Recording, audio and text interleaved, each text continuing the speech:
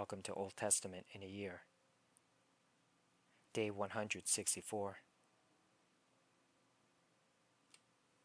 2 Kings 14. Amaziah, son of Joash, began to rule over Judah in the 2nd year of the reign of King Jehoash of Israel. Amaziah was 25 years old when he became king, and he reigned in Jerusalem 29 years. His mother was Jehoaddin from Jerusalem. Amaziah did what was pleasing in the Lord's sight, but not like his ancestor David.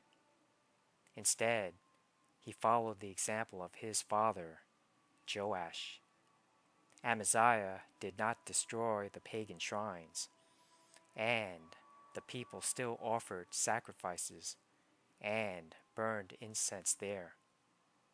When Amaziah was well established as king, he executed the officials who had assassinated his father. However, he did not kill the children of the assassins, for he obeyed the command of the Lord as written by Moses in the book of the law. Parents must not be put to death for the sins of their children, nor children for the sins of their parents. Those deserving to die must be put to death for their own crimes. Amaziah also killed 10,000 Edomites in the Valley of Salt. He also conquered Selah and changed its name to Joktheel, as it is called to this day. One day, Amaziah sent messengers with this challenge to Israel's king, Jehoash, the son of Jehoahaz and grandson of Jehu. "Come and meet me in battle." But King Jehoash of Israel replied to King Amaziah of Judah with this story. "Out in the Lebanon mountains, a thistle sent a message to a mighty cedar tree. 'Give your daughter in marriage to my son.' But just then, a wild animal of Lebanon came by and stepped on the thistle, crushing it. You have indeed defeated Edom, and you are proud of it. But be content with your victory and stay at home. Why stir up trouble that will only bring disaster on you and the people of Judah?" But Amaziah refused to listen. So King Jehoash of Israel mobilized his army against King Amaziah of Judah.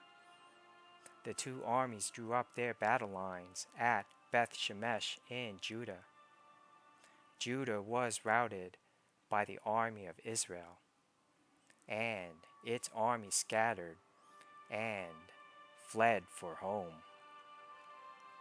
King Jehoash of Israel captured Judah's king, Amaziah, son of Joash, and grandson of Ahaziah, at Beth Shemesh.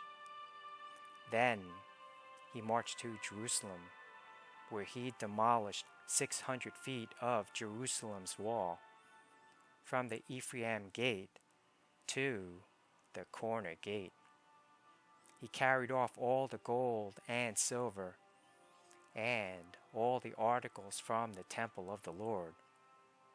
He also seized the treasures from the royal palace, along with hostages, and then returned to Samaria. The rest of the events in Jehoash's reign and everything he did, including the extent of his power and his war with King Amaziah of Judah, are recorded in the book of the history of the kings of Israel. When Jehoash died, he was buried in Samaria with the kings of Israel, and his son Jeroboam II became the next king. King Amaziah of Judah lived for 15 years after the death of King Jehoash of Israel. The rest of the events in Amaziah's reign are recorded in the book of the history of the kings of Judah. There was a conspiracy against Amaziah's life in Jerusalem, and he fled to Lachish. But his enemies sent assassins after him, and they killed him there. They brought his body back to Jerusalem on a horse, and he was buried with his ancestors in the city of David. All the people of Judah had crowned Amaziah's 16-year-old son, Uzziah, as king in place of his father, Amaziah. After his father's death, Uzziah rebuilt the town of Elath and restored it to Judah. Jeroboam II, the son of Jehoash, began to rule over Israel in the 15th year of King Amaziah's reign in Judah. He reigned in Samaria 41 years. He did what was evil in the Lord's sight. He refused to turn from the sins that Jeroboam, son of Nebat, had led Israel to commit. Jeroboam II recovered the territories of Israel between Lebo Hamath and the Dead Sea, just as the Lord, the God of Israel, had promised through Jonah, son of Amittai, the prophet from Gath-hepher.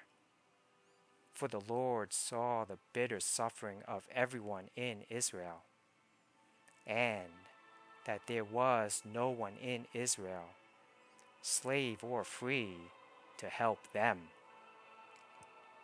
And because the Lord had not said he would blot out the name of Israel completely, he used Jeroboam II, the son of Jehoash, to save them.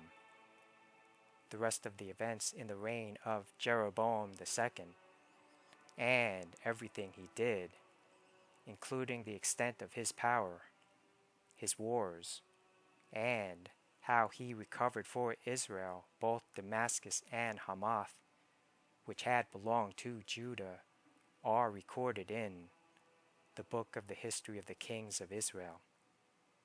When Jeroboam II died, he was buried in Samaria with the kings of Israel.